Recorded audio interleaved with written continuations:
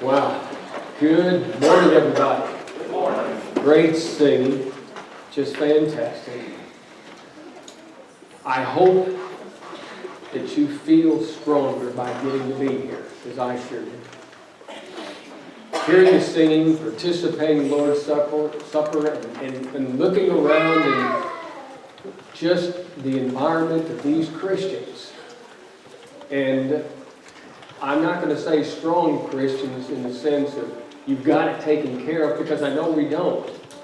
But the fact is, I know there's struggling hearts, and you're here anyway. And it's a victory for Satan. Amen? Amen.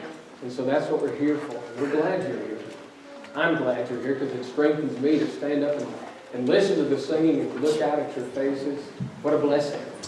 1 Peter chapter 1 is what we'll be looking at this morning, primarily, and a few other verses that will line up with that.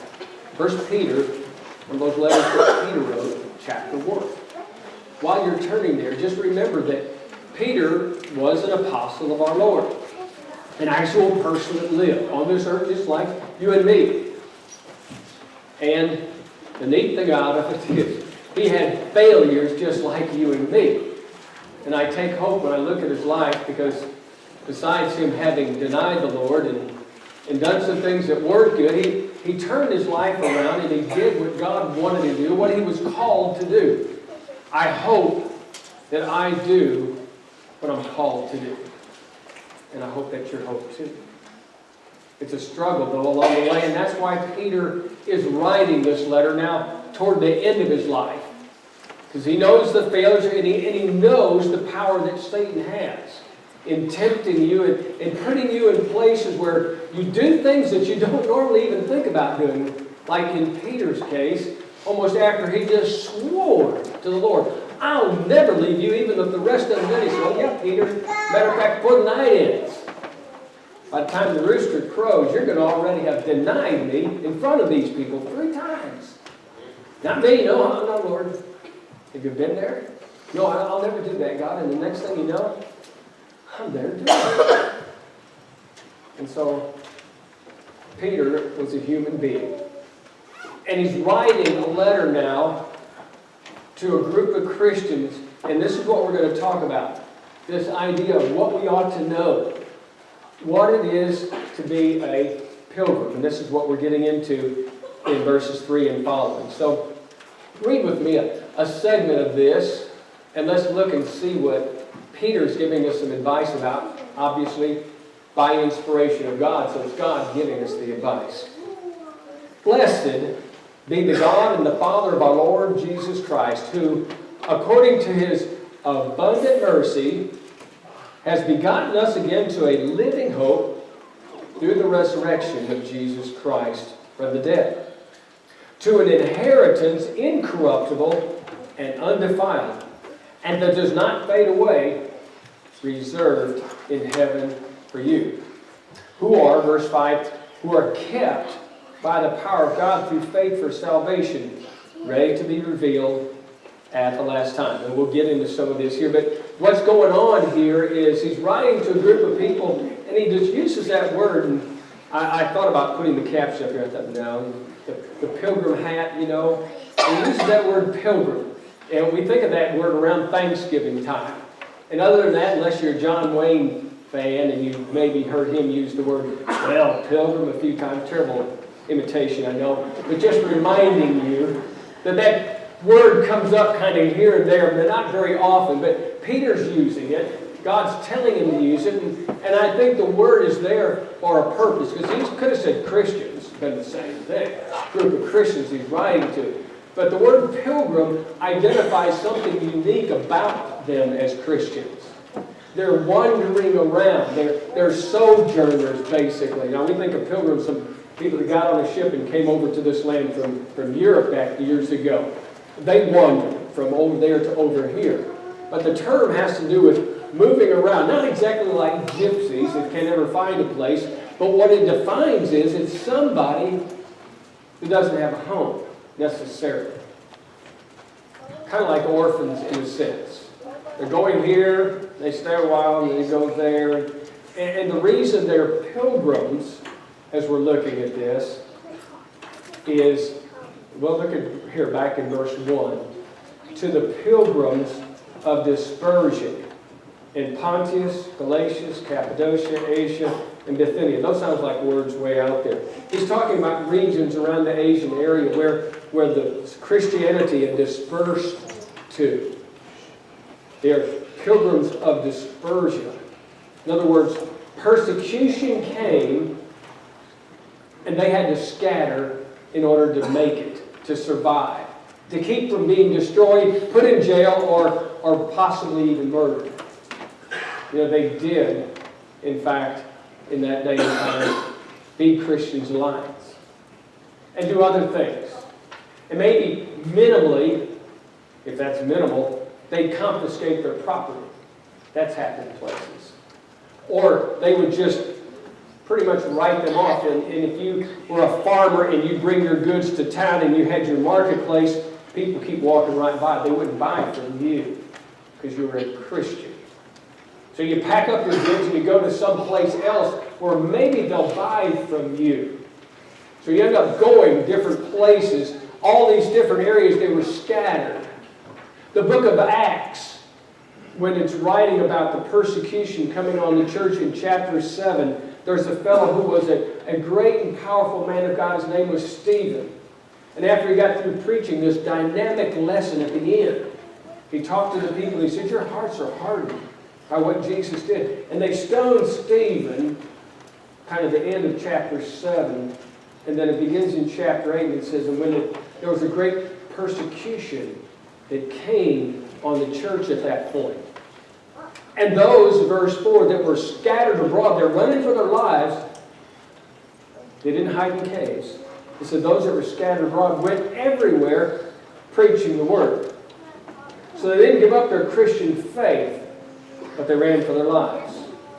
Now Peter is writing to these people, and maybe remnants of that or families of people of that, who were dispersed because of that great persecution.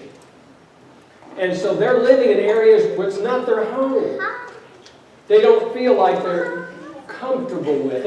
And they're trying to manage kind of here and there. And maybe they ran and left property and homes and all that stuff that they raised. And now they're over here and they have nothing. So they're pilgrims of dispersion. And yet, when I look at Hebrews chapter 11, I see that they've got a different angle on things. Paul writes, talking about people in the Old Testament, but very much applies to this, is this kind of attitude. He says, these all died in faith, Hebrews 11, verse 13. Not having received the promises, but having seen them afar off, he assured them, and they embraced them and confessed that they were strangers and pilgrims on the earth. For those who say such things declare plainly that they seek a homeland, something better. And truly, if they had called to mind that country from which they had come out of, they would have had opportunity to return. They could have changed their life. They could have stopped being a Christian. They could have gone back home under the pressure and said, I'm tired of it. I want my land back. I want my home back. I want my property back, all this other stuff. And people said, sure, come on back. But that wasn't what these people desired. Verse 16, but they desired a better place. Verse 15 says, and truly if they'd called to mind that country, they would have had opportunity to go back. They want a heavenly country, verse 16. Therefore, God looks at it differently. God is not ashamed to be called their God, for he has prepared a city for them. Different than the homeland they came out of. Now this is the people, generally speaking, that Peter is writing to now, people, in all these different lands. Now why are we talking about persecution? Because sometimes, a lot of times, we don't feel very accepted in this world. You might not have gotten run out of your business or out of your work, but you're not really accepted there either. And maybe the people in your neighborhood, or people you visit with or talk, they aren't interested in Christianity. Maybe some of them are. Maybe they're gracious and kind. I've got a lot of good neighbors that are. But as we're living in a society that is ever increasingly anti-Christian, condemning Christianity, not liking at all some of the biblical principles that we hold to because it doesn't stand for what their society likes, we become an enemy list. We become on that same potential here that Peter's dealing with here of not feeling accepted. I'm writing to you, basically, he says. And so as he writes, let's go back now to 1 Peter here, chapter 1. And he says to you people that this God with abundant mercy, verse 3, has begotten us to a living hope. So we stop thinking about what the world offers us, and we start thinking about a different hope out there. There is a promise that we have to keep in mind, that we have to hold in our hearts, to remember that there's something better than what the world out there is offering. It's a living hope. Jesus, as he's talking in John chapter 4, John writes about this incident. And he goes up to a well, and it's on the edges of Samaria. And so, as happenstance, Jesus sends his apostles into the town to go buy food. Maybe he's hungry, maybe he's not. But he's getting rid of them and putting them into a task, I think, that they've got to be challenged. To go into Samaria where they've never been before and actually talk to people there. A little story will come out of that. We don't have time for it. Well, it takes place, what we're going to talk about here is the woman that came up while they were in town. So she comes up alongside the well where Jesus is, and Jesus says, "Give me a drink of water." Now, you might think that's no big deal. But the woman points out for you to realize here that Jews don't talk to Samaritans, and even in this day and time, men don't bring up conversations with women unless they're up to something. "Who are you?" she says, being a Jew, asking me for water, a Samaritan woman. And Jesus says, if you knew the gift of God, and he who it is that asks you, you would ask him for living water. Living water. Living hope he was talking about here. I've got something Jesus says that I can offer you that's better than what you're coming to this well for. A living water. If the world knew the real gift of God, they wouldn't be hostile to Christianity. We'd have to sell tickets at the front door. We wouldn't sell them. But we'd have a line out there, more than what we have on the giveaway mornings for those around here that understand what that's about. We give away just all kinds of stuff on a certain day of the year. Coming up soon, by the way, a little advertisement there. And this auditorium will be turned around with people from the neighborhood that don't have much of anything, and they're just roaming around in here and just waiting for their time to go down through here to pick out things free to do that. Because they know they've got a gift. They come. And they come by the droves. They come at 3 o'clock in the morning to get these gifts. Jesus says, if you knew the gift, you'd be lining up out here. You'd be asking me. This gift of God, this living hope, is so much better than anything the world can offer. And this is the point that Peter's getting to. Yeah, you're pilgrims out there, and because of all the things that are going on and the fact that you're still holding fast to Christianity and you've not given up, I want you to remember you've got something greater than anybody else. It's a living hope. And these pilgrims now, he's describing what they have in this living hope. It's verse 4, an inheritance incorruptible and undefiled that does not fade away, and it's reserved in heaven for you. It's so amazing. This inheritance that God is promising here now, this inheritance, undefiled, incorruptible, and it's reserved. I think about inheritance. It's a gift of God. It's not anything we earn. It's based upon, we talked about in class back a few weeks ago, relationships. Not because I'm a boss, somebody's a boss and I'm a hired person, I earn it. But it's based more upon a relationship of what God wants to have with us. That he's offering us inheritance.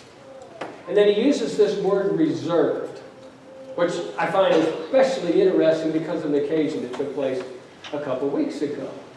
Now you think about something being reserved, and maybe you come in and there's a wedding crowd, and you come into the wedding and you see tags on the pews toward the front there, reserved for family members, and they have special. That's neat. Well, what was really cool is back a few weeks ago, if you recall, I remember mentioning that my mother-in-law broke her hip. So she went to the hospital and had her surgery, and she went to a rehab center, and from there they said that they were going to be sending her to the life care at Hickson. We thought, well, that's good. But the communication where we were at intermediately wise wasn't doing all that good.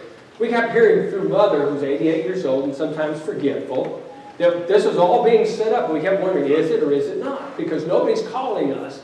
Nobody's telling us.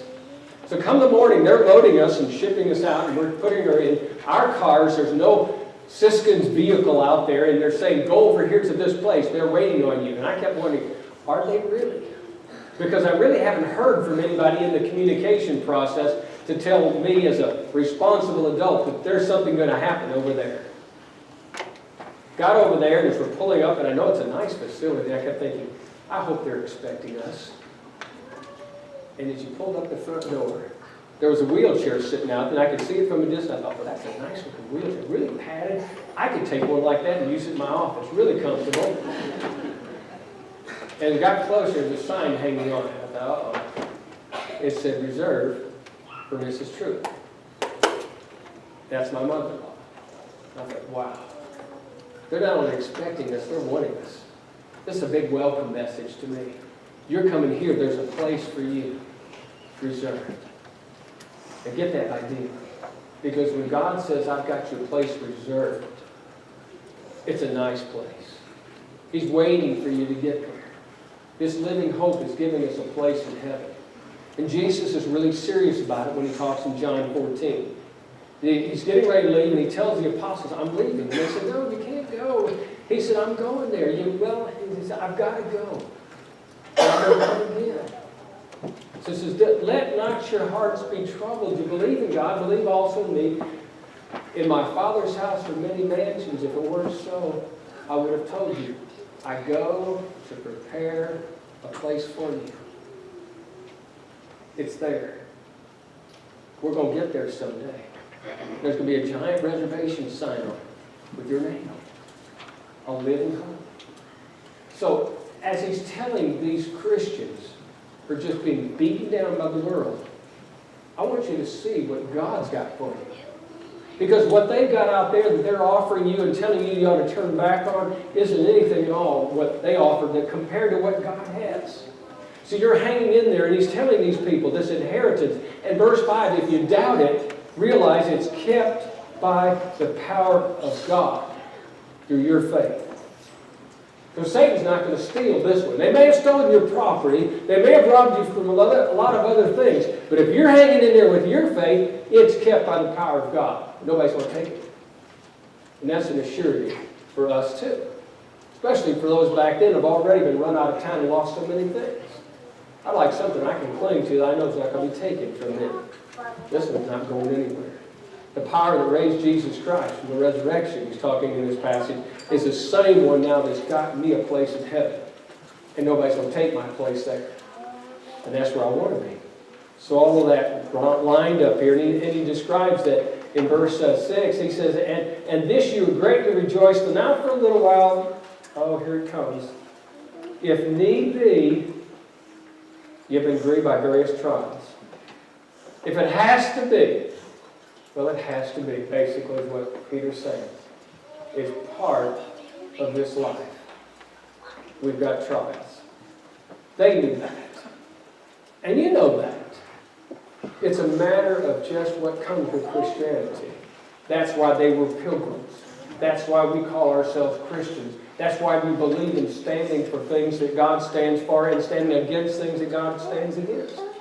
That's why we're kind to people who aren't kind to us. That's why we try to behave like Jesus in this setting, even though the rest of the world really mocks it. Because we make a difference. And so we're ready to do this, and we're going to have to deal with the test. Now here's the thing about this test, verse 6. Verse 7, it's to demonstrate the genuineness of your faith. And he says it's much more precious than gold that perishes. Gold's pretty good. I'd go for a bar of gold. You can try on that, couldn't you? Weighs enough, yeah. Forget, he said, it's not worth it. This gold, better than the one that perishes, and it's got to be tested by fire. Trials by fire is a term I don't like. You've probably been in a few of those. I have in my life. They're not comfortable. They leave an indelible mark in your memory. But if you stood good through the process, even though you winced about it and had pains in the process, when you got it behind you, you look back and you go, I'm stronger because of that. I've marched behind a few people in battlegrounds in real life in the infantry. And the ones that I feel more secure with are the ones that have battle scars. They've been tested by fire. And I know they know where they're walking. I trust them, and I know they can manage it. And you know, the world sees so many people that claim Christianity. Just turn the TV on some Sunday morning or any other time and watch some of the channels where the guys are asking for their money. Send us in, do this, do that. And they got this lifestyle, like some of the people hide it, you know, but a few of them find out they've got a house over here, and a lot over there, and property over here, and a yacht down there. And don't sound too tried by fire. But they're asking for more money. And the world looks at it and says, I don't want that fake Christianity. And they look at us. Here's the problem. They look at us, and they say, oh, well, you're just part of that group over there, Christianity. As they brand mark everybody else. But not if you're living a life that's been tried by fire. They look at you different. They watch that person that gets up and still goes to church, still believes, still holds fast, in spite of everything that's going on in your life. Because you've been tried. And they look at you and they see something different in your character. There's a stride in your walk and an uprightness in your stance that says, I live this way, I love this way because it's my Lord's walk and I walk with Him. That tried by fire gives you a genuine faith, not the fake kind, or the lukewarm kind that John writes about in Revelation. Jesus says, I'll spit you out of my mouth. You're not hot, you're not cold. I want something different. I want something that's on fire because it's been tried by fire. I heard a story some time ago. I don't know the truth out of it. It really illustrates it, but it was somewhere back in the Russian times when before the Cold War, and you couldn't get into Europe or Russia particularly with Christianity, and there were some Christians hiding out in different groups and bursting into a house one day, these soldiers with guns blazing, and they said, all right, anybody that wants to deny Christ, leave now. And running out the door, except for maybe 10 or so, that stay there. Soldiers go over and lock the door. Lay their guns down and say, we just want to know who the real Christians were before we worship with you all this morning. We're needing real Christians that worship with real Christians, that stand with Christ. And this is exactly what Peter's talking about. We've got to have a genuine faith that's there. It's not fake, it's not part-time, it's not lukewarm. It's tried by fire, and that faith is worth something. And the world would even take notice to that, even though they might think differently, but we demonstrate something that Christ always did, that even shocked the people around crucifying Him. Because He acted different than the rest. And they took note. And later on, they'll describe some of those followers of Jesus when they're on trial for their lives. And they're standing before this august group of religious leaders the book of Acts talks about. And they said, you're on trial for teaching Jesus. And they got up and they preached to them about Jesus. And it said they took note that they'd been with Jesus. Something different about their life. It says, I stand for what I stand for. You might crucify me too, but I stand where I'm at. That test, it's so important. It's not half-hearted. It's tested by fire. Now, let's look at the latter part of this in verses 13 and following. Because this gives us an idea of what to do when you're tested, because as he's leading into this letter, he's not just talking about woe is you and hang in there with it, but they've got to do something, and we do too. Verse 13, therefore, gird up the loins of your mind. Now that's the weirdest phrase I'd ever heard, from our vernacular in English. First of all, the loins are down here and the mind's up here. We're looking at and girding it up. And what they're talking about, the Roman soldiers, when they were getting ready to go into battle, they take their sash and they tie it tight. They're getting ready for a fight. And the loins back then were connected with the heart. It's where your desires and where your emotions and where your strength was. And so the loins of your mind is what he's dealing with. And he says, I want you to tighten up. Basically, get ready to fight. Because we're in a battle. Satan's against us. So number one, what to do about it is get ready to fight. Get your mind ready is what he's saying here, because it's going to be a battle. Satan fights against us. Ephesians 6 talks about that armor of God, but it's beware of the wiles or the schemes of the devil. He's after our head, our brain, our heart, to motivate us, to get us to be at least discouraged, if not just totally vacate Christianity and go somewhere else. And we're not going to do that. But to do that, we're going to have a stand. Be ready for the struggle. We've got to get tough. Proverbs 24, verse 10. I've got a little thing, and I've mentioned it before. It's the glass that covers my desk. And right there in front of me, when I get discouraged and I start to look down, it says, what does it say here?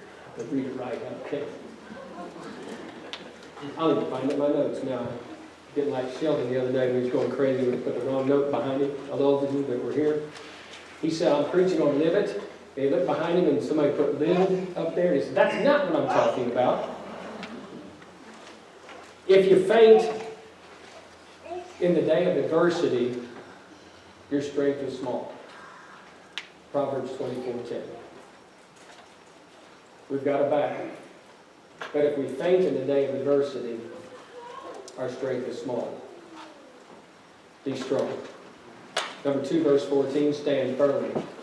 As obedient children, not conforming yourselves to the former lust as in your ignorance. Stand firm. Number 3, stay holy, verses 15 and 16. But as he called you, who is holy, you also be holy in your conduct. Because it's written, I am holy, says the Lord. Be holy. So number 1, we're standing strong. We've got to be ready for this battle. Number 2, we're going to stand firm for what we believe in. And number 3, we're not going to be persuaded to change to their concepts in this world. We're going to stand sanctified, holy, in other words, separated from the world. Now, I'm not even talking about morality issues. It might be talking about a lot more, though, too. Different than the rest of the world. That's us. And can you do it? Yes. Because back at the beginning it says, because of God's abundant mercy, He's taking care of us. So you're a pilgrim. Right? You're a pilgrim. Put on the pilgrim hat if you want to. But just remember, as you're wearing that, what it takes and what's offered. Stay firm, stand strong, and be holy. We're not part of this world. As we sing, it's not my home. I'm passing through. And I'm standing with Jesus. How about you? Would you walk with Him this morning? Have you been baptized into Christ? And are you living for Him? If either one of those two is a no, then come down front and say yes. Would you? While we stand and sing?